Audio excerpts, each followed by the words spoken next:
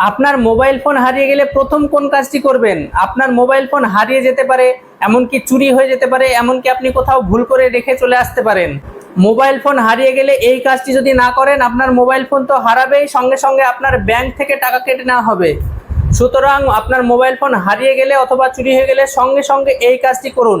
প্রথম যে কাজটি করবেন সেটি হলো আপনার মোবাইলে যে সিমটি ছিল সেই সিমটিকে আপনাকে ব্লক করতে হবে।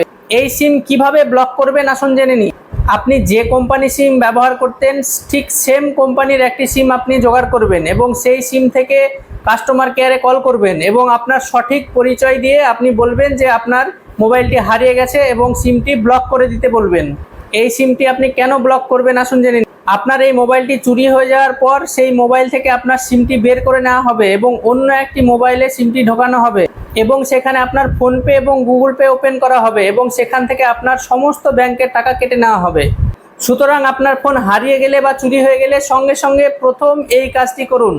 আপনি তো জানলেন, এবার অন্যকেও এটি জানার সুযোগ করে দিন। ভিডিওটি বেশি পরিমাণে শেয়ার করুন এবং এরকম আরও প্রয়োজনীয় ভিডিও পেতে আমার এই সতর্ক সঙ্গে চ্যানেলটি সাবস্ক্রাইব ও ফলো করতে ভুলবেন না।